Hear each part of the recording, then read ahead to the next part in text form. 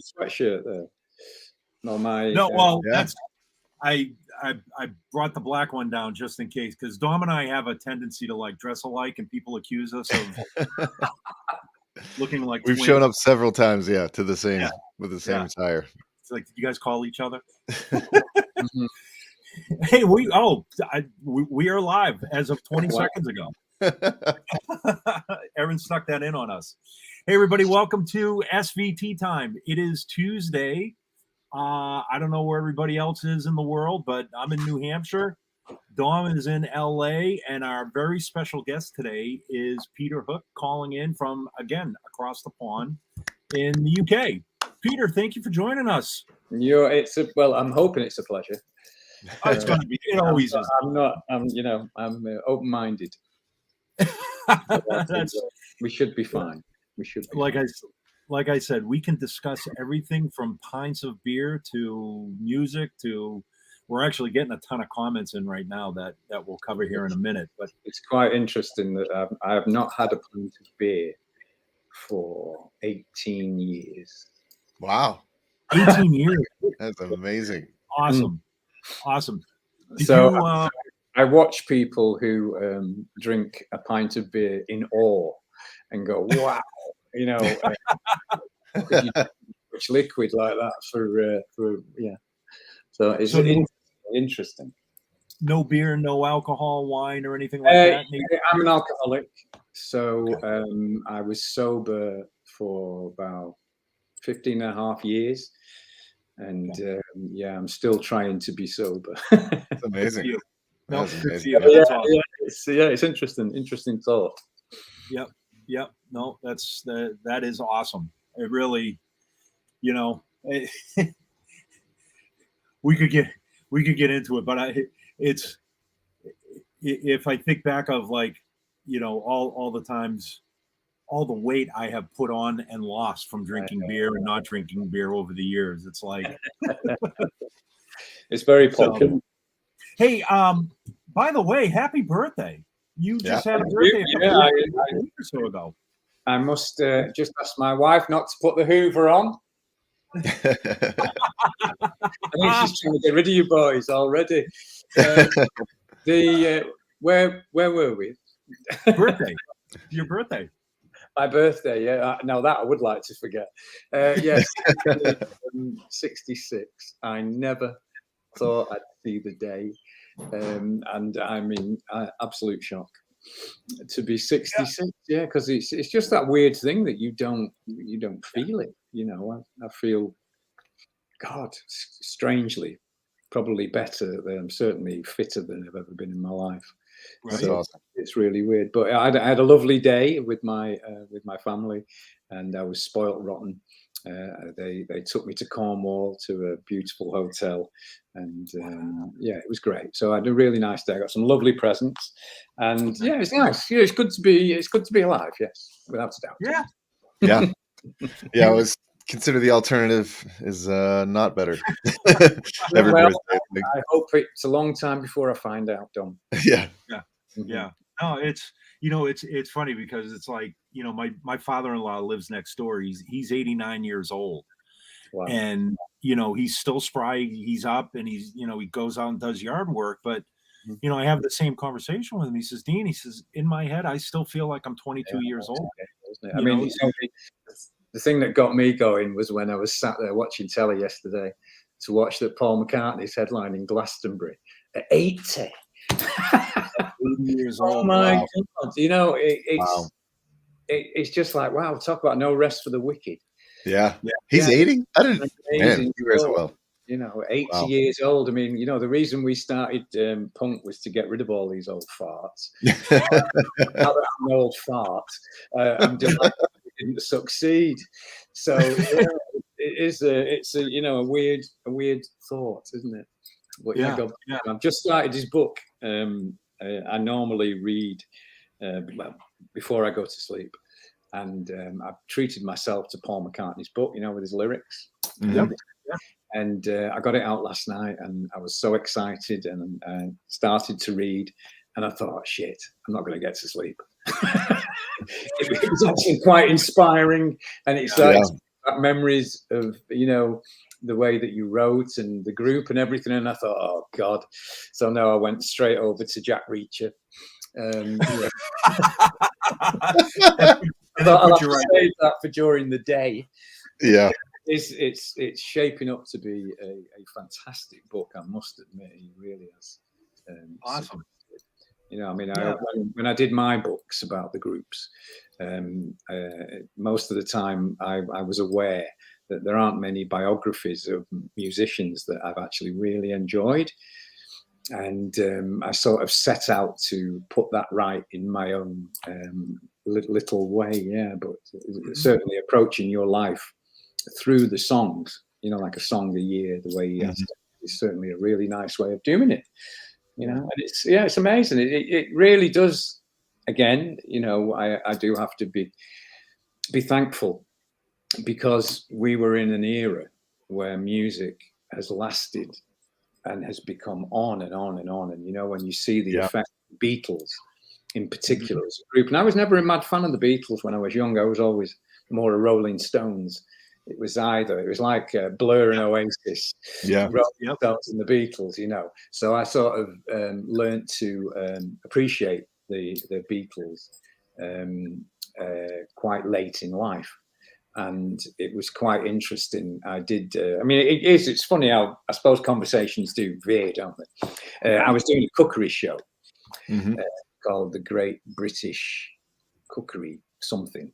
They had musicians on because there was it was inspired by Manchester meals, and the final for all the chefs who was crowned top chef was at Abbey Road.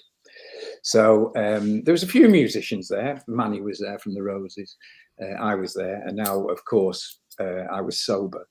So when we'd been there about 2 hours, there was an old gentleman sat on our table, and I use old because he was older than me.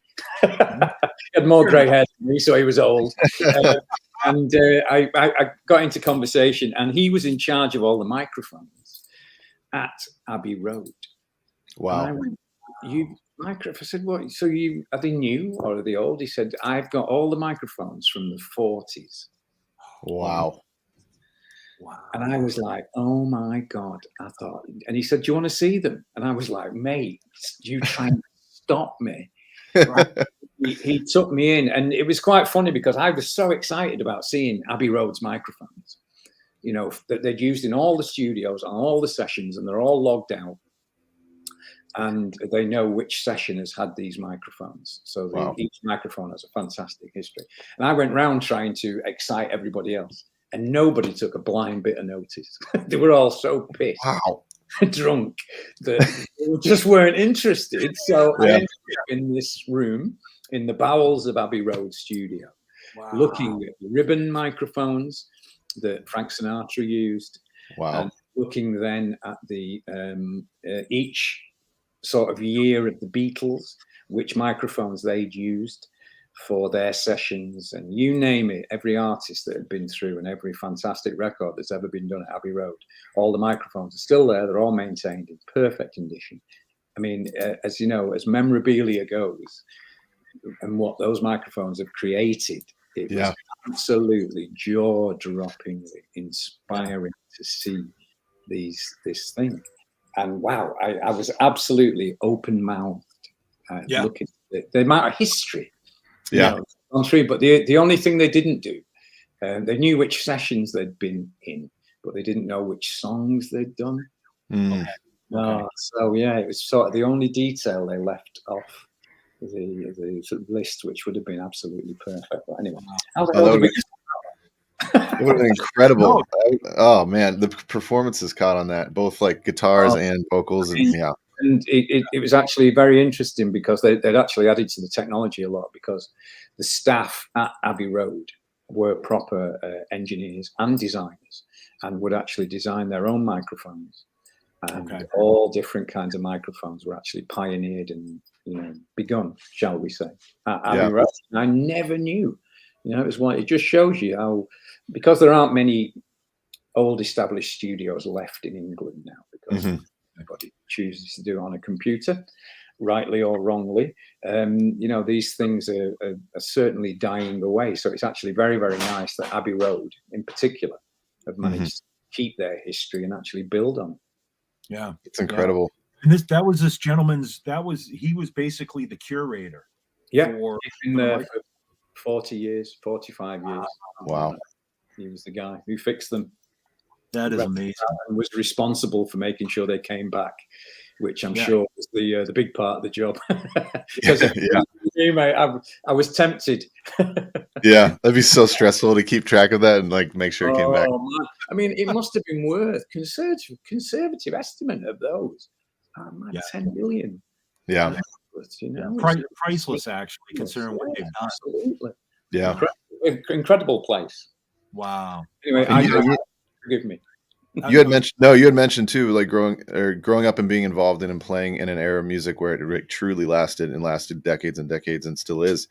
And it's the same thing with those studios. It's like that anymore. Anybody's just recording in their bedroom or living room or extra room or whatever. And that's becoming more popular. And technology is just getting better to where that's becoming, you can get a great end product. But those studios, I mean, it's like, it's so sad, the ones that have closed down. And I just like, that's so cool. It's fashion though, isn't it? I mean, if I look at how expensive it used to be to record in England, it used to be £10 per track. So per day. So if you were in a 4-track studio, it'd be £40 a day, $80. And if you were in a 24-track studio, and this was in 1976, it'd be £240 a day.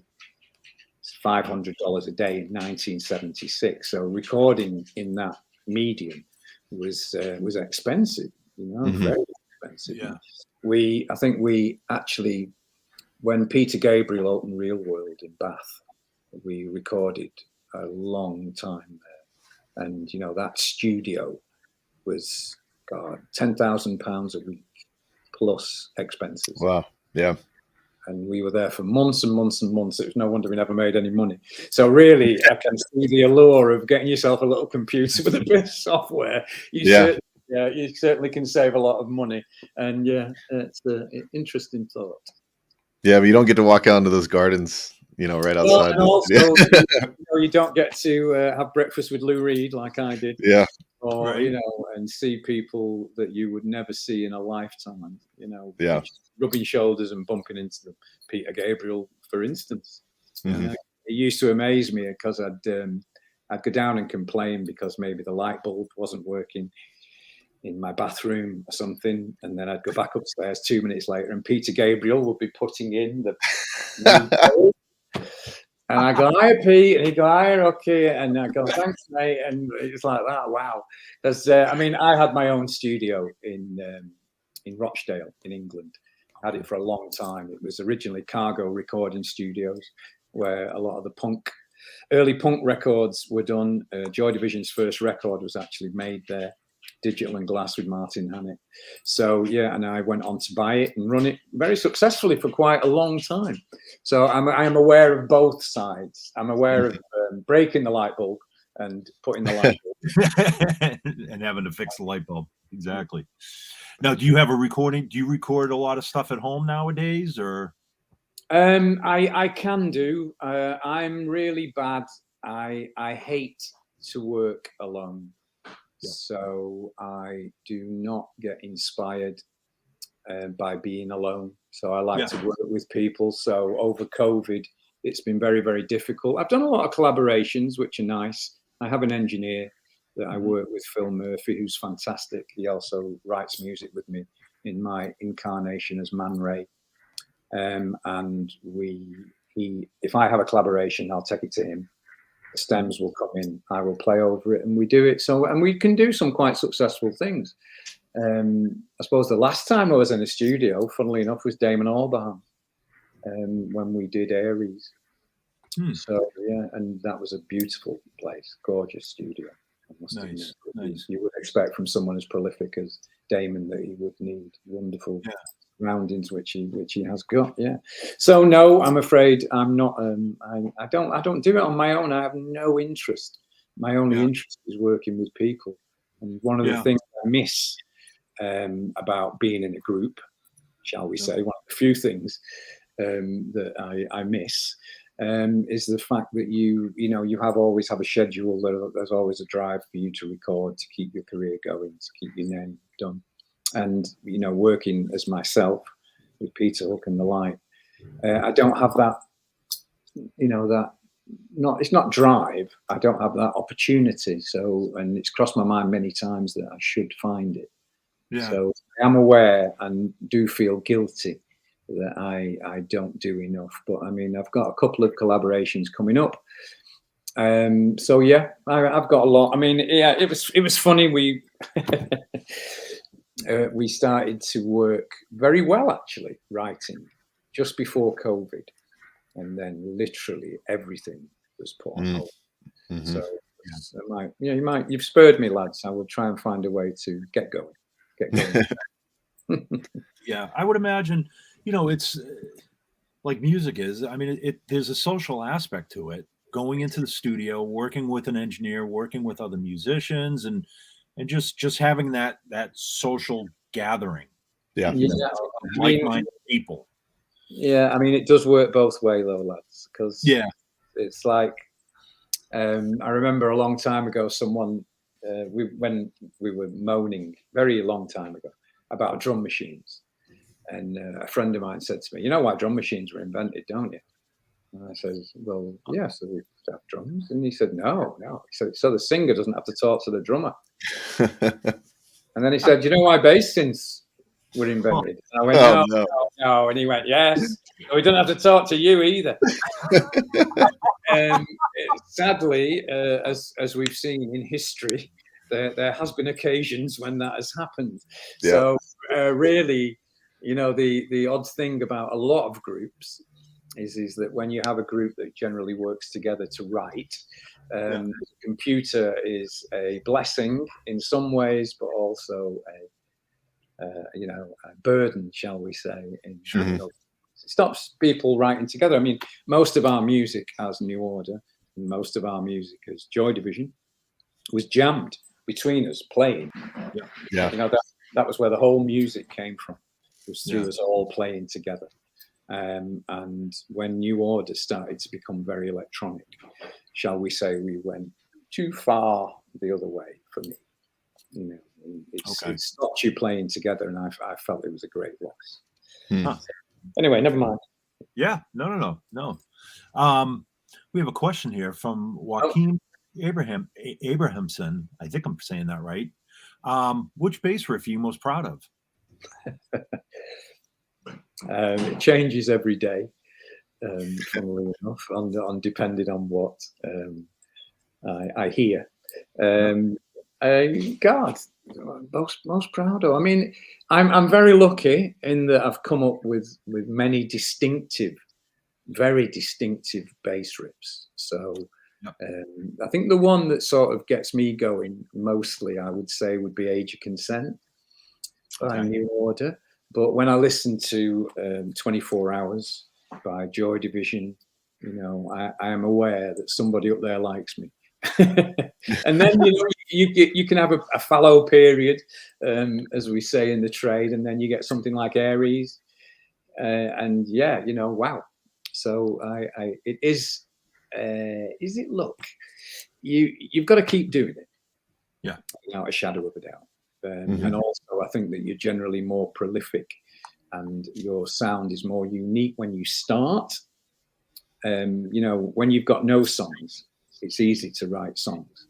When you've got 300, it becomes a little bit difficult because it starts to sound like something else. But I mean, I'm happy. My favorite question that we've gotten so far before this was, there was a certain Jack Bates that asked, "What's with those funky glasses?" I've got another pair just like it. Those are awesome. What's wrong with the funky glasses, darling? Somebody asked, "Where can I get them?" I'm not telling you that, because then they won't be funky, will they? If You see? No. Can't give away those secrets. I like them. I actually dig them. No, they're awesome. I love them. Yeah. It was an interesting question there. about does the Age of Consent bass line have droning strings? Yeah. Because it does. Mhm. It's very, very difficult to actually explain how the droning strings come in, because generally when I'm playing it,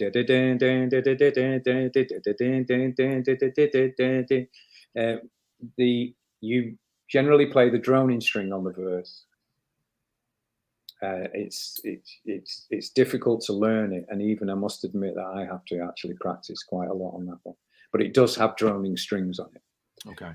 Couldn't explain it. You'd have to watch me do it, Yeah. to do it. And I mean, that's one thing I'm not good at, is explaining what I do, because I don't know how or why I do it.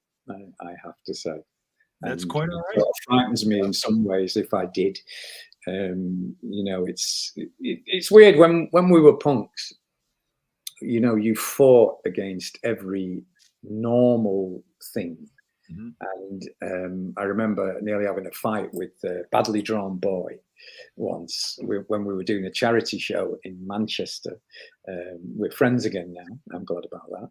But he told me to play the pentatonic scale on John Lennon's song we were doing. And I don't know what a fucking pentatonic scale is. No idea. I really took the ump.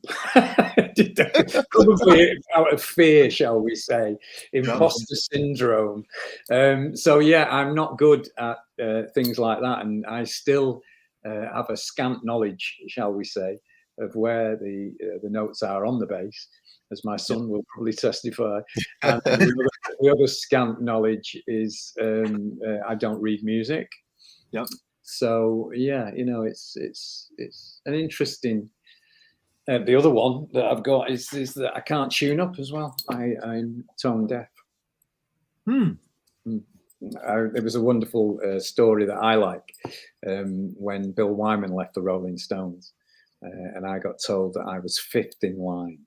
I was going to ask you. Stones, yeah. Right?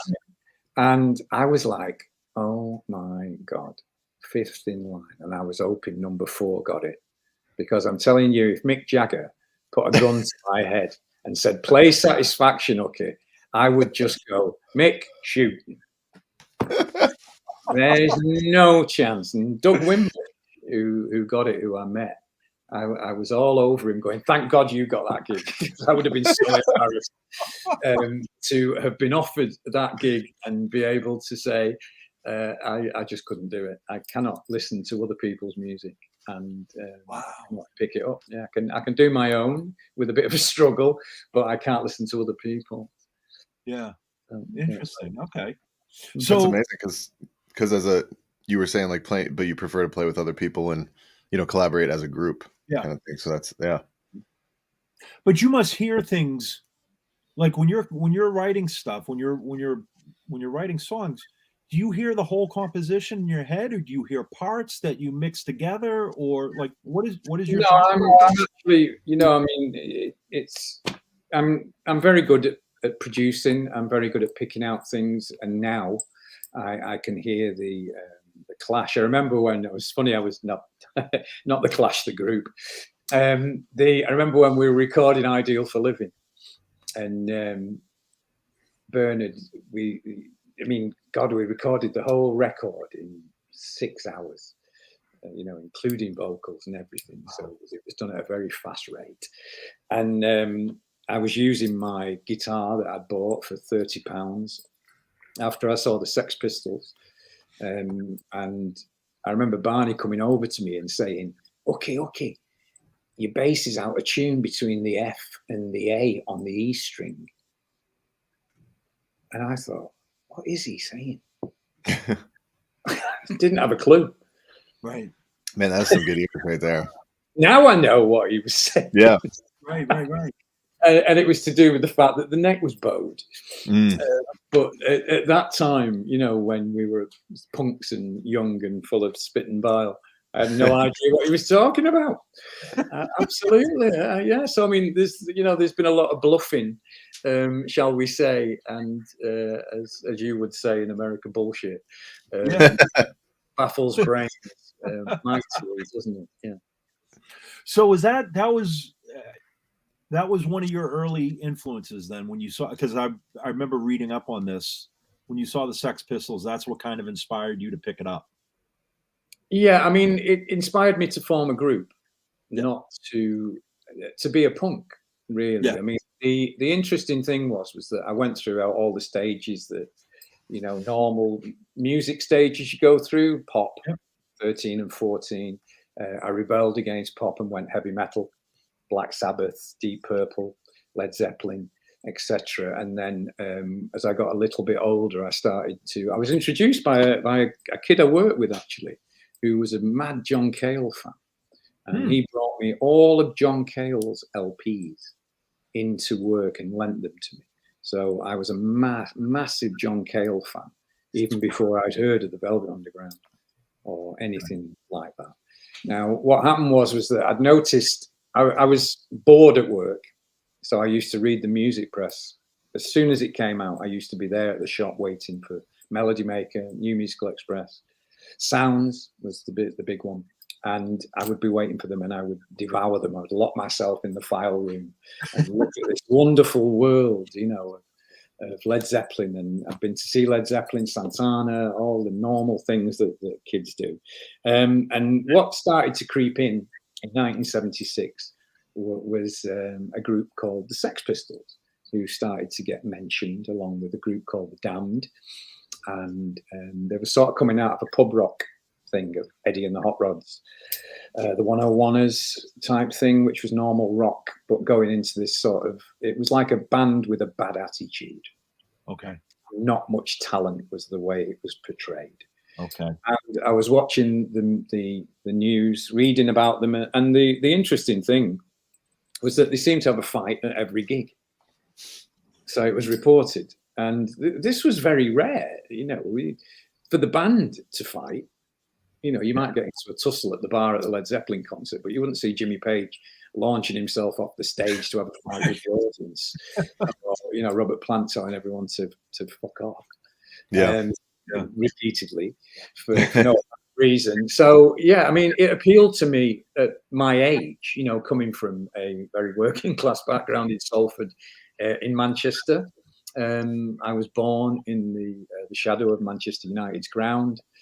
I lived there all my life, nearly till I was 19. I could see United nearly from my, you know, front door. Oh, wow. Ground, yeah. So it was a very, you know, rough and ready, shall we say, upbringing. So the Sex Pistols appealed to me. And I spotted an advert in the local paper for 50p that they were coming to the Leicester Free Trade Hall on the 4th of June, 1976. And I said to Barney, I said, oh, we should go and see this lot. They have a fight at every gig. No musical reason. So we went along. Lo and behold, it was the same. They were spitting, telling everyone to fuck off. They sounded awful. I mean, awful. I'd never heard a cacophony like it in my life. And the weird thing was that the support band were a heavy metal band. And they actually played Mountain, Nantucket Sleigh Ride in full, which is the Mountain record. Yeah. So I knew the song. So we were lulled into a false sense of security by everything seeming to be normal. And then the Sex Pistols came on with this awful racket. They just stood there telling everyone to F off. And I just thought, you know what? I could do that. Make an awful racket and tell everyone to F off. It certainly seemed like fun. You know, it was like, God, it was like being in a darkened room and somebody opening a door and you could see the way out. And on the way out, I said to Barney, we should form a group. And he said, right, well, you'll have to get a guitar then. So I said, yeah. So the next morning I went home, I borrowed £35 off my mother, came back into Manchester. I was living in a place called Little Hulton. It was quite a long way away. And I went to a guitar shop that I knew in Manchester called Maisels that used to sell very old parts for radios like this one here behind. Okay. The old valves and everything to rebuild them and fix them. And they had a few guitars, mostly pawned, I think. And I went up to the counter very brave, 20, and said, "Can I have a guitar?" And he said, "What kind of guitar do you want?" And I said, "I want a bass guitar." And he went, "Oh, okay." And he said, "Any particular one?" And I said, "Just a bass guitar." And he reached behind him, picked a bass, handed it to me, and I said, "No, hang on." I said, "My mate's has got 6 strings. That's only got 4." So he was shortchanging me. And he went, "That's because this is a bass, you idiot." And I was, "Oh, yeah, right." Going, "Oh my God." And, I paid him £30, and he said to me, "Do you want a case?" And I said, "How much a case is?" And he said, £5. And that was all I had left in the world. And it would have meant I would have had to walk home, which would have taken me, oh my God, 5 hours to walk home. So I didn't buy a case. So he said, "Hang on a minute." He said, "Yeah." And he got me 2 black bin liners to put the guitar in. And I was absolutely made up to be given a black bin liner as a punk. Wow. And I went home, with the bass on the bus. And that was how we began. The next day we met and started playing together, just learning, messing about. Yeah. And I can't believe we did it. It just shows you what you can, if somebody then that day even had said to me or Barney, "Do you think you'll end up in one band that might change the world? Or do you think you'll end up in 2 bands that might change the world?" Right. I would have said none, and so to be in 2 after that beginning is, it was amazing. Yeah. And influence a whole bunch of bass players as well. Yeah. That's the interesting part, I suppose. In a I mean, I have to thank my mother and father for that.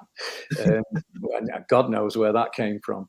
But as soon as I started to play, I was aware that I could add riffs quite easily. All I had to do was keep on playing. I mean, the interesting thing about Joy Division was that Joy Division's music wasn't recorded for a long time. We had no cassette player. We had nothing to record on. And the only time the music existed was when we were together, which was amazing, and you'd play it, and that would be the only time it existed. I mean, it came quite naturally. And I say naturally. Bernard had a wonderful Vox UD30 amplifier, which amazing, quite a limited edition Vox, and they sound incredible. He was very lucky to get it. And it was very, very loud. My equipment was basically piss poor. My speaker sounds crazy. I mean, I went to the music shop. Once I had the guitar, Barney said to me, "You're going to have to get an amp." And I was like, "Oh, shit, man." So I went back to the shop and bought an amp. I bought a Sound City 120 head. Took it home and plugged into it, and it wouldn't work. So I was like turning it up and all this lot. And I thought, "What is the matter with this?" And I phoned Barney up. I said, "I bought this amplifier and it doesn't work." He said to me, "Did you buy a speaker?" And I went, "There's a speaker in it." This is how little I knew. And then I had to go out and buy a speaker, which I bought for $10 from my old art teacher at school. And then I had a speaker. Now, this speaker was a 1x18, and the amp was terrible. I learned later. I was sold a puppy. And he also sold me a puppy with the speaker, but it wasn't as expensive as a puppy. So it wasn't as, as bad as the amp. So I sounded awful. It was awful. And the only way that you could be heard was to play on the high strings. So I started to just use the D and the G.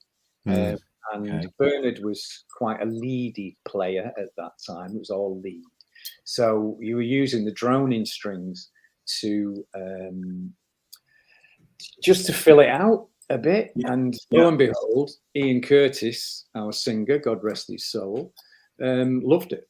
And every time we would practice, he would say to me, okay, play high up, mate, play high up, get that string droning. And it was the only thing you wanted to hear in a rehearsal. So a lot of the Joy Division riffs were inspired by that. Okay, that's so cool. That directive, yeah. So it was whether it was in me and he just found a way to bring it out. So the style became, part of the songwriting process. Interesting. And so that's. Yeah, I mean, you answered one of my questions that was coming up here. That is like the beginning of the development of your sound. How you, I mean, you do have a distinctive style and playing style and a sound as well. And I mean, it's interesting that Gabby here is asking. I've just started playing bass at 50. When you started, Peter, how much practice were you able to put in each day, and how long did it take to get to a point where you felt comfortable with it? I don't think I feel comfortable with it now. The answer to that bit. And practice, I am bloody awful at practicing. I practice very little. I know I should practice more, but I do have the ability, if I say so myself, that if I'm put into a situation where I need to come up with a riff and play, then I can do it more or less 9.9 times out of 10. Yeah, it's very rare that I'm beaten. I think there was only one New Order song I was beaten on, which escapes me at the moment. But so 9.9 times out of 10 I can do it. It's about, practice is interesting, isn't it? Because practice is about style and technique. And when I go on the internet and watch a lot of YouTubers, I realize there's a lot of people that can play faster than me, can play with their fingers where I can't. There's a million things that people can do that I can't do. So really, it's about having an interest of the kind of music that you want to make. And I suppose, again, I'm lucky, in that playing a musical instrument, a lot of people can play musical instruments, and a lot of people can learn to play them if they put their minds to it. The thing is that there aren't many songwriters. Songwriting is a different ability, and it's very hard to teach. It's very hard to teach people to write songs. You either know how to do it or you don't, and it is a hell of a gift. I mean, if you look at somebody like Paul McCartney, in particular, you can see that he has the gift in buckets. And I remember going to a PRS dinner, the BPI, and the chairman was saying, how many members do you think there are of the PRS who collect songwriting royalties? So I was like, must be a couple of million, I would have thought. Anyway, it turns out at that time there were about 700,000. Wow. And his next question was, well, how many do you think make a full-time living from songwriting royalties? Yeah. And I was like, 700,000? I thought it must be 500,000, maybe. And it was 2,000. Wow. And I was one of them. Wow. So, and when you realize something like that, you go, yeah, to be a, so really you can practice all you want. And I think the thing is that I mean, a lot of the time when we were punks, I'd practice banging my head on someone's guitar, the head of my bass on someone's head, rather. The head of my guitar on their heads. Yeah. There was a million things you had to practice. You had to practice staying up late. You had to practice getting all the gear in the van. You had to practice driving for miles and then driving straight to work. The practicing of your instrument was actually quite pleasurable compared to all the other things you had to practice. Right. But yeah, I mean, what I love, and I must admit, it makes me really, really happy, is when I do a tour. Before COVID, we were playing consistently. Yeah. And my fingers were rock hard, and it just made everything so much easier through having them. Wow, man, they were fantastic, and I could play the guitar so much easier because of that. And that was through playing a lot, so through practice. So the practice does give you something, but also I think the most important thing is to know what you want to do, and to do it really. If I've thought once, I've thought a million times that what would have happened if I hadn't have gone to see the Sex Pistols. Right. The things that I've seen and the things that I've enjoyed and the things that I've achieved in my life. If I hadn't gone to see the Sex Pistols, it's just wow. I can't even imagine it. Well, so what do you think you would be doing if you didn't see the Sex Pistols? Do you think you'd still be a songwriter though? I honestly don't know, because the thing is that when I decided to join a group, I didn't do it because I wanted to write songs. Yeah. I didn't do it because I wanted to make music. I more or less did it because I thought that the Sex Pistols telling everyone to piss off, which at 20, as a teenager, we all had those frustrations, the fear of what's going to happen for your life. What am I doing? Why am I doing it? And all those things. And it just seemed like a good laugh, actually. It seemed like a good laugh to do. Pistols were doing. And every time I bump into Glenn Matlock, I actually play with him in a group. Glenn Matlock was the songwriter and the bass player for the Sex Pistols. I play with him in the BEF, British Electric Foundation. Okay. We do a couple of songs each on like a guest with the guys from Heaven 17. And every time I see him, I always go, "It's your fault. It's your fault." Well, the thing we've got to bear in mind is that, you know, being a musician is just like any other job in life. There are good parts, and there are bad parts, and there are boring parts, and there are hell parts.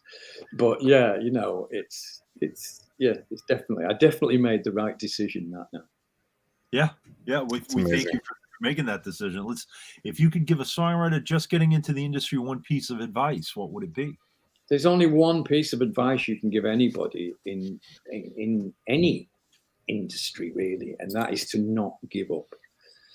I remember when we went to do a session with it was with the guy who wrote "Do You Believe in That Cher" song. Okay. Oh yeah. Yep. Yeah. Now, he had made a fortune from Cher's picking up his song. Sure. And I said to him, "Do you write for a lot of artists like Cher?" He said, "I never write for artists like Cher." He said, "I wrote that song for Ian Brown in the Stone Roses." He said it was a Stone Roses tribute song. He said, and I actually sent it to Ian and never heard anything. Right. And he said, and I sent it to a lot of people because Manchester was huge at the time. And everybody wanted to sound like Happy Mondays, James, and Spiral Carpets, the Stone Roses, you know. And he said, I never got a reply back. He said, and it was years later when some A&R man phoned me up and said, "Oh, I've just found a cassette of your song and I've got somebody who would like to do it." And he said, "Oh, who?" You know, thinking it'd be some snotty-nosed kid group. And it was Cher. And he said to me with great delight, he said, "My first PRS payment was 350,000 quid." Right. And he bought this studio and he did the Sugar Babes, he did Girls Aloud. His music, it has to be said, was an acquired taste. Very good at what he did. He had a lot of hits with Girls Aloud and the Sugar Babes, and it was all funded by that one cassette that an A&R man found 3 or 4 years later and heard that track, "You've Been Leaving Life After Love," and that was the thing. So, I mean, the advice you've got to anyone is you never give up, because as soon as you give up, you sink. Yeah. You know? Yeah. It's the only way you can guarantee it won't work out. Yeah. So you just have to keep going, and that's it. And how many musicians do you see where, you know, they don't get big till after the 3rd album, 4th album? Mm-hmm. You know, Joy Division were different, as were New Order. But yeah. So yeah, the only piece of advice is never give up. Never give up. Never give up on your dreams. And if you, I mean, like any one of us, you know, if you enjoy it so much that you don't care if you make a red cent out of it or you make a living out of it, you just do it because you enjoy doing it. It's something that you got to get out of yourself. Yeah, I mean, it's the competitive aspect of being in a group. Like, everybody always used to accuse me of being too competitive. You're too competitive, because I hated every other group. I hated every other group having a success when we didn't. I adored it. I used to drive me crazy, you know, and that was the spirit that drove Joy Division. Yep. You know, Ian Curtis in particular was exactly the same as me. And I'm sure that Barney was exactly the same, although he may have denied it at the time. We all wanted to do what everybody else was doing. We fought for every support slot. Yep. We fought for every great piece of equipment that we could get our hands on. We lived it 24 hours. I mean, as soon as I joined a group, my life went from being pretty easy. You know, I was working 9 to 5. I had weekends off. It was great. I never thought about work outside. And then all of a sudden I would become a musician and I never stopped thinking about work. It's 24 hours. Yeah. Yeah. If you want to make it a success, then unfortunately, you know, it has to be done in that way, you know. So yeah, it's a tough job. Yeah, I mean, it is hard work, isn't it? By the wayside, you know. My God, you know. So yeah, but it's there's still many things I'm very proud of, as we was talking about before. You know, headline Glastonbury 3 times. Yeah. New Order, played Glastonbury multiple times. Very proud of everything that Joy Division achieved, even now. And, you know, to actually play and the music and celebrate it with the people that matter the most, the fans, as we do with Peter Hook and the Light, just makes me so happy. That's awesome. To be able to do it. And I always, you know, Ian Curtis always used to say to us that he wanted to take Joy Division. I want to take it to Brazil. I want to take it to Chile, Argentina, America, South America, Mexico, all these places he wanted to go to, and we never got to any. You know? And so every single time that I get to a place, and for the first time, I always think about Ian and go, Ian, that's for you, mate. Mongolia, that's for you, Ian. That's for you, mate. You know, that's so awesome. yeah, it's been wonderful. That's awesome, incredible. Man. Yeah, let's talk about Peter Hook and the Light a little bit here too, because we should probably talk about Ampeg at some point, should we? Nah, we don't need to talk. What's that? I want to talk about Ampeg. You got me in a lot of trouble, Ampeg. How so? Well, it's hurt your back. My bass setup was built for me by Martin Hannett, who was Joy Division's producer. Okay. Martin Hannett was himself a bass player. And in his lighter moments, he would always say to me, Hooky, very strange character. You've got to be louder than anybody else. Now, that appealed to me. It really did. He said, and to be louder than anybody else, you need the biggest amp you can get. And he steered me in the way of an amp called an Amcron DC300A, stereo amp, 1,000 watts per channel. And he said, what you need to do, you need to control it with an Alembic preamp, which was a twin channel A and B tube preamp. FS2B, actually. I talked our manager into getting me it, and it was indeed the loudest thing that you'd ever heard, which you got away with in those days. Nobody had heard of tinnitus at that point. You know, it was a myth at that point. And I was so happy with this setup. But what happened is that the setup, because these amps were made in the early 80s, very early 80s, maybe late 70s, after being on the road for 3 or 4 years, I had, at one point I had 7 of them, all traveling together, and we would pillage parts off each one to keep the main setup going. And I had to have 2 setups that were clones of each other with DC300As, and because they would go off and on, you know, the bigger the gig, the hotter it was. These amps would go off all the time, so I had to have, you know, it was a pain in the butt. So anyway, it came to the point where these things could be fixed no longer, and someone suggested to me, had I tried Ampegs? Now, I'd tried your Marshalls, I'd tried Fenders, I'd tried more or less every bass amp head with separate speakers. I always use 4560s JBLs because I like the distortion that you get from them. It's quite sweet, especially if you play high. It's quite a sweet distortion for bass. So someone steered me by way of Ampeg. Now, the Ampeg amps that I bought and that subsequently started to use were 1200 watts RMS per channel. These things, I've just sold them in my new order auction, actually. They were from hell. They were so loud and so wonderful, and literally you couldn't pick it up on your own. I had that many valves in it. Yeah. Wow. It was a beast of an amplifier, and I had two on stage, and I had one, and then they sort of developed this whine. Yeah, Okay. and I could hear this whining more or less every time I played. It wasn't the drummer? No, it was the singer. I had to. Oh, nice. Caught me joke. Yeah, it was the singer. Whining about the volume of these bloody Ampegs. Yeah, I mean, you just could not play them quietly. Yeah. They were magnificent beasts. They really were. I'm not sure what model it was, but it was a hell of an amplifier. Yeah, I'm gonna have to look through our history book here and see what those were. Yeah. Well, I don't know who bought them, but they're not going to be very popular in the group. I'm telling you that because they were just so loud. And the thing was, because they were 1200 watts output, you had to drive them hard. And when you drove them, you got this amazing sound.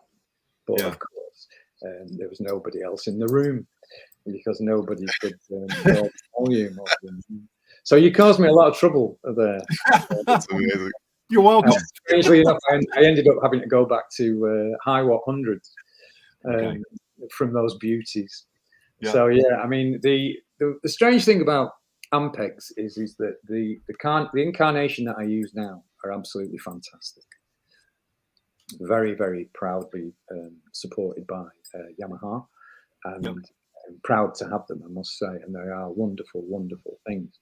And the great thing is that wherever I go in the world, trying to save the planet for Greta, we don't have to take it. Like in New Order, we took our equipment, as did Joy Division. We took it all around the world with us, and Rob Gretton, our manager, felt that to get our best performance, we should have the equipment that we were used to. And we thought that was very important. I now know that that's not strictly true. I think that most gigs are about the performance and not the equipment. And if you've got the balls to throw yourself at anything, I think that you can get over anything. So the thing is that once I'd switched to Ampeg, I realized that I could go around the world and use hired Ampegs. And they were very reliable. They tended to be very much the same. The wonderful ones would be the blue ones, the older ones from the 80s. The interesting thing about the blue ones was that they had on and full. Nothing in between. And no matter how delicate you were or who you were in it, it was either on, not loud enough, or full. And I've had some wonderful moments with those blue ones. I remember this is what I was thinking of before I came to do this interview. We were doing a gig in Montreal, and I had a blue one. And it was either on or full. And every time I turned it up so I could hear it, it just went out the thing. And all the rest of the band were moaning. Even the audience were like, oh, and then I was banging it, the banging the knob. And it was like that. I thought, piece of shit. And I was banging it again, more and more irate. And anyway, I took one step back and I just put my foot up and I booted the bastard. The whole setup, the two bass speakers and the head. And I watched it go. And I thought, all right, serves you right. And then me down, the fucker went backwards and then came back. He's got a mind of his own, this bastard. So I've had some very interesting moments with Ampeg balance. They are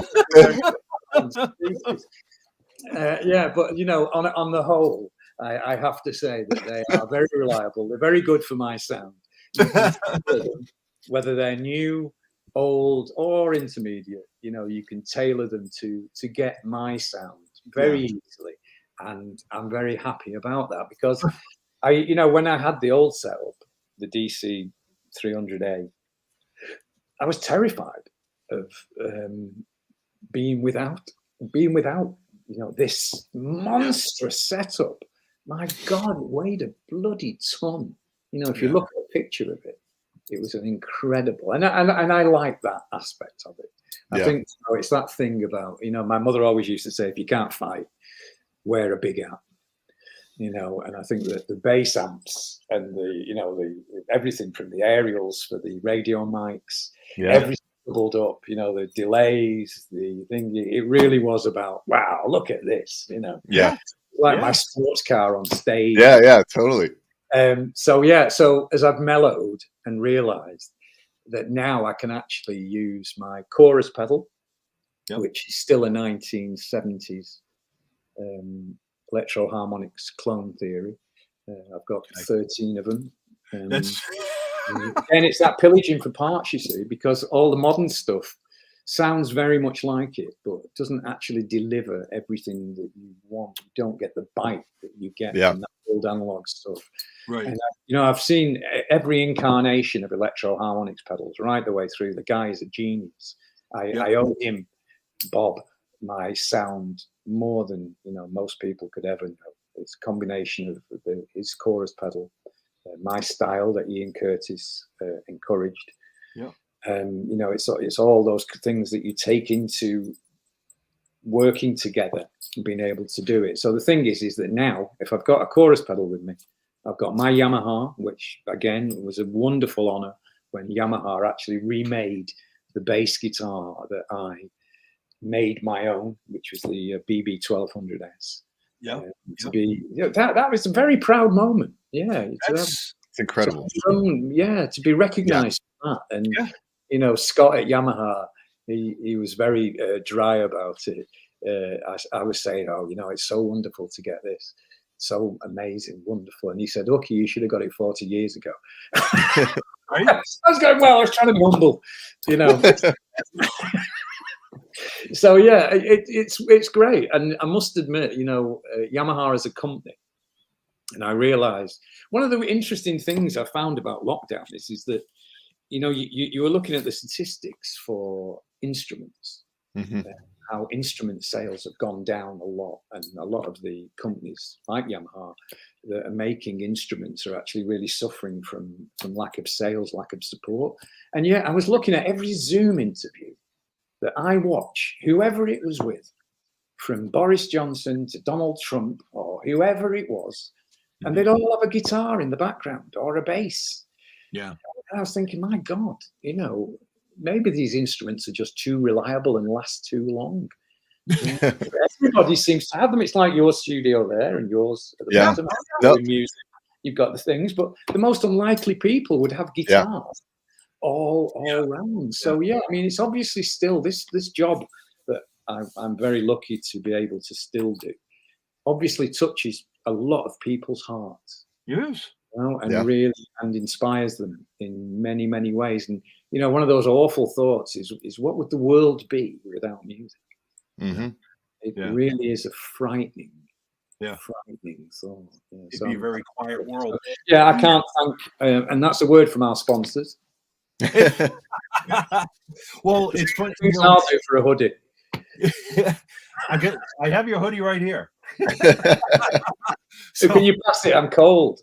I was going to say, these just came in today, so I got to send you one. I got to send Jack one. I'll send them both at the same time. But it's funny you mentioned that. One thing that we did notice over COVID was people started getting back to playing guitar and taking guitar lessons and Zoom lessons and keyboards, and people were building up their home studios. It was actually kind of a renaissance in people actually buying gear, which was nice. But for me, it was like a reappraisal. It was a chance to reappraise the things that were important in your life, and maybe the things that you'd missed out on. I think that was right. I mean, it's funny because a lot of people, a lot of musicians I spoke to actually felt very uninspired. I know that some were inspired by lockdown, by the whole depressing mess that we in many ways are still in. So yeah, it was a very mixed response from different people. But yeah, I mean, it's weird, isn't it? It's rock and roll. You get every actor always wants to be a rock and roller. Well, they love playing rock and rollers. Of course. Everybody wants to be a rock star. And I must admit that, to have achieved that ambition and still be relatively unscathed was a fantastic. Yeah, it's great. I never, when I was 14, 15, going to see Deep Purple, Emerson, Lake and Palmer, Led Zeppelin, watching Led Zeppelin and thinking, oh my God. You always got the impression from those groups that you couldn't do it. It was somehow too magical for you to be able to do it. And that was the interesting thing, just to come back to the Sex Pistols. It's like you looked at what a shower they were and just thought, oh my God, if they can do it, anybody can do it. And to me, that was the wonderful thing about punk. Yeah. That everybody was given equal opportunity in punk. Yeah. And there was a there's a question earlier about how do you feel about punk today? And do you feel like that shifted at all, or do you feel like there's still kind of that platform for inspiration? I think that punk is an attitude, and my attitude, sadly, and I'm ashamed to say, was that I would never listen to anybody. Nobody told me what to do. I suffer dreadfully with authority, right from every school teacher to rebelling against your parents, the usual stuff. Dogs are barking now. It must be almost time. They're agreeing with you. Everyone's telling me what to do these days. So yeah, it suited me. The attitude suited me, and I think that there's also a kind of punk attitude to caring in the way that people don't do. Because with Joy Division, we would never put the singles on the LPs because we thought it was ripping off our fans. And things like that lasted a long, long time with New Order. It wasn't until we signed to, I think Perfect Kiss was on, but out in another guise. But it wasn't until we actually signed to a major label, shall we say, with London Records and Warner's, that we actually had an LP that had the single on it. So that was one of our punk attitudes. We definitely had a very punk attitude to self-promotion, in that we didn't think it was important. We thought it was all about the music and not about the people. We kept that for a long time. I had a wonderful moment actually at the Toronto Film Festival when we premiered the Joy Division documentary, and they had a Q&A afterwards. And the one guy put his hand up. Can I ask Peter a question? I said, yeah, man, what's the question? He said, can you tell me, Peter? He said, for half your career, you never said anything. He said, and now in the other half, you won't fucking shut up. And I was like, oh. Really? Oh. What a fascinating question. But the point was that when we were young, we didn't feel as if we had much to say, and it was much easier to say it with a guitar than it was to actually stand there and say it in any other way. But yeah, I thought, what a question, man. That is a cool. I didn't know whether to answer him or go over and butt him. I really didn't. So yeah, it was quite weird. But I mean, there's a confidence that grows with age, with whatever you do, where you change and you're able to explain things. It wasn't about explaining. And what I loved was I remember my mother getting very upset because I took the collar off the dog and put it on. What's the dog going to do now? That's amazing. So I could go around with my hair, soap in my hair, you know, Right. and I wore makeup, but you know, I was like a proper gnarly, horrible punk, and people would spit at you in the street and were inflamed by your, you know, this rebellion that you had, you know. And I thought it just answered a need in me. And that's, to me, what punk was about. Punk was about not doing what you're told, forging your own way in life for yourself, but being kind to others while you were doing it. You know, that you were all in it together. And I must admit, you know, it's such a wonderful thing for me now. As Peter Hook and the Light, and we go out playing Joy Division's music, and we go to all these goth festivals. And you know, I remember the first goth festival we did was in Belgium, and the only place to get something to eat was a McDonald's. And we went into this McDonald's, and it was full of goths. Oh my God! And we were like, whoa, we're gonna be all right here. This looks a bit wild, you know. And then every single goth in the place, when they ate, they tidied up after them. They put the shit away. They wiped and I was thinking, my God, these people are lovely, you know. And there's a wonderful place in England now called Whitby, which is a seaside resort where they have goth festivals. Nearly every week they have a different kind of goth festival. And some of the people you meet are so wonderful that you realize that, these people like us. There's a wonderful festival in Blackpool called Rebellion. We're headlining it this year for the first time, which I'm delighted about. Full of punks. And, you know, I'm stood on stage and I look out at those 10,000 punks and I think to myself, bloody hell, without Johnny Rotten, none of us would be here.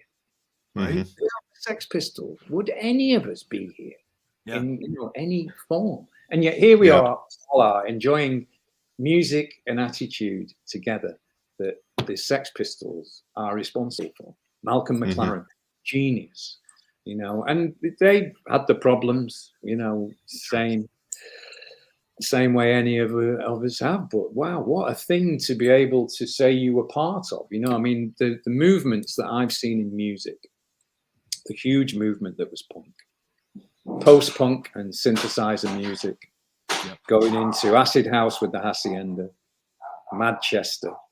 You know, Manchester has been really blessed, moving on through that to Oasis, you know, the golden years that we had as musicians. And, you know, New Order and the Hacienda, our club in Manchester, was right at the heart of it. And, you know, it makes me wonder are we ever going to see a movement? That again. Yeah. Especially now, like post-COVID, and if we even are post-COVID, but like moving into that era of like, what is our Renaissance now? What is our post, you know, global traumatic musical call that we all need?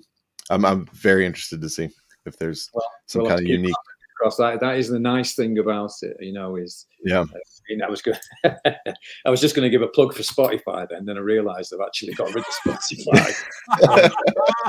Any platform that pays 100 million for a bleeding podcast and won't pay me a fucking penny can piss off. Which, oh God, I mean, I felt so much for Neil and for Joni Mitchell, but the fact that seemed to escape them two was the fact that Spotify pay us terribly, and yet we pay $100,000 it was $100 million, wasn't it, for that podcast, for the rights? And I was outraged at that, regardless of what he was saying. I mean, you know, I'm a great believer in free speech, and if someone you just don't listen to people you don't agree with, you know, you just move on. But Spotify really pissed me off. Not that they'd ever noticed, but yes, Spotify was going to offer us $100 million to take over the rights of SVT time. I turned them down. Well, and that's when I stopped listening to Dino. Anthony Hamilton, what's it like playing live music after the pandemic? We did a lot of festivals last year because Britain opened up quite a lot sooner than most places in the world. And what amazed me was literally the very first festival we did. It was like there had never been a thing like COVID. Nobody gave a shit. They were all acting exactly the same as it was before. Yeah. So it was great to be back. It was a bit anxious in a way. There was an anxiety about the whole thing about mixing. I'm high risk because I've got asthma, bad asthma, and I've also got pneumonic scarring on my lungs. So I have to be very, very careful. I had to be careful. I got COVID anyway. It didn't make any difference. Recently, though, not at the start. So the thing is that, yeah, it was great. And people just forgot. Yeah. They just forgot. You know, the wonderful thing about human beings, and I'm not sure whether people always say, you know, the one thing that we have as human beings is hope. And, you know, the thing about it is that we always hope for better. And then when it's presented to us, we relish it and grab it with both hands. And that's what it was like. Playing live music after the pandemic was exactly like playing live music before the pandemic. Yeah. You I thought there'd been a bleeding pandemic.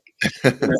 So yeah, it was great. It was scary on one hand, but great on the other. And I lasted absolutely valiantly.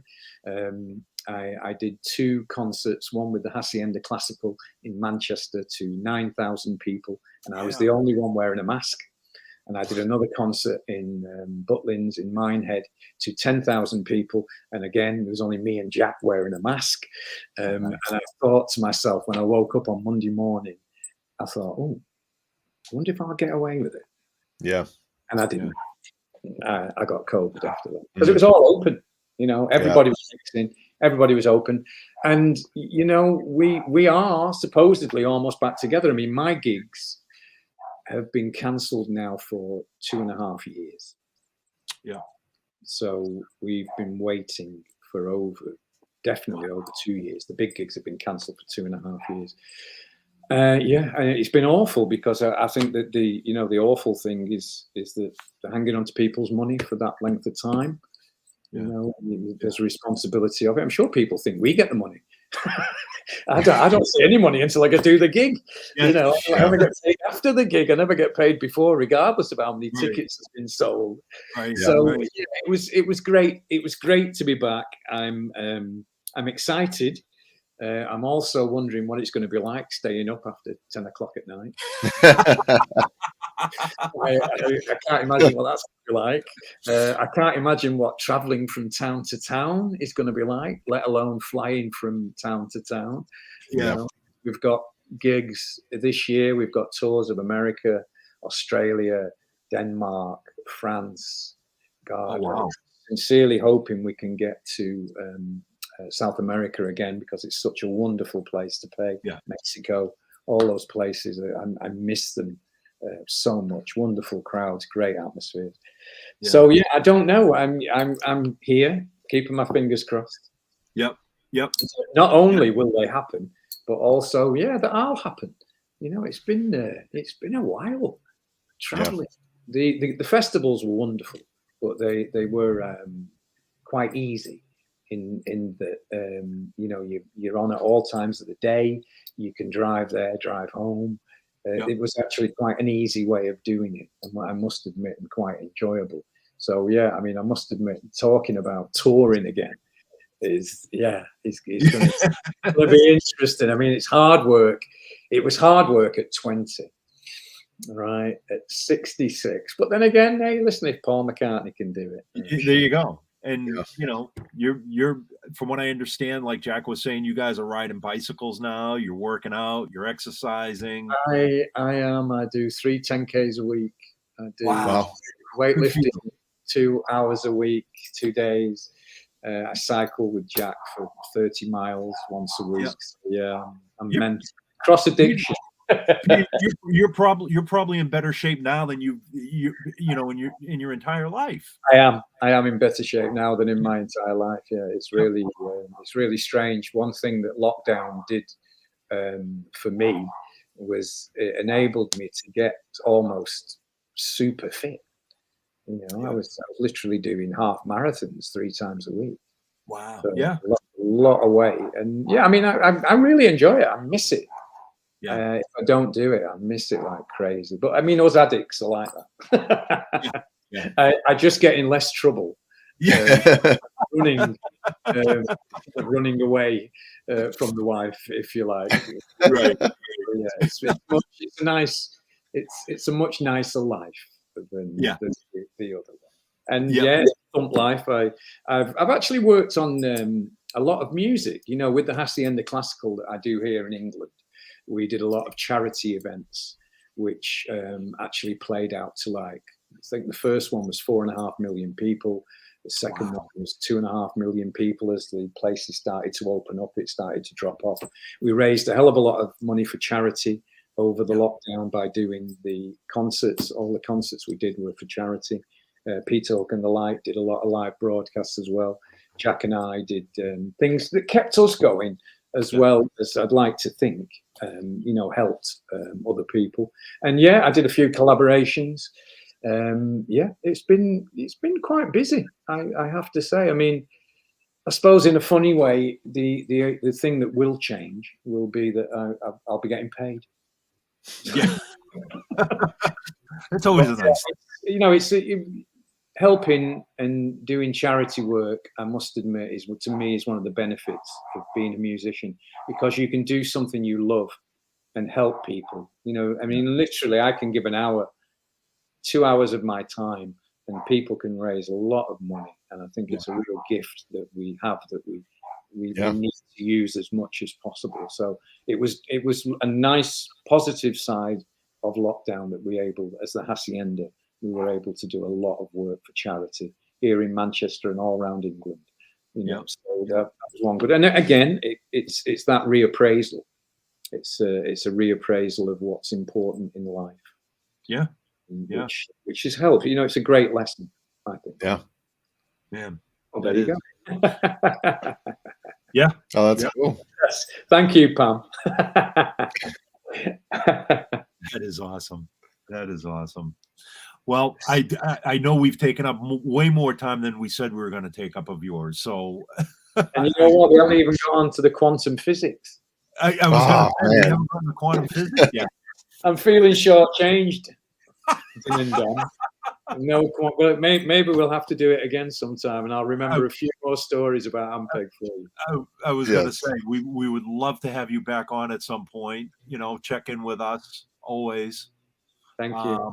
And hopefully, I was going to say, when you're coming to the Americas, hopefully we can check you out too. Oh, please do. Please come with. We'll share a soda backstage, and you can, maybe you can give me a few tips. You never know. I'll just stand behind your amp when you try to kick it. Just don't kick the amps. Thank you, boys. Peter, it's been an absolute pleasure. Thank you, sir. You're welcome. Take care of yourself. Bye-bye. You too. Thank you. Okay.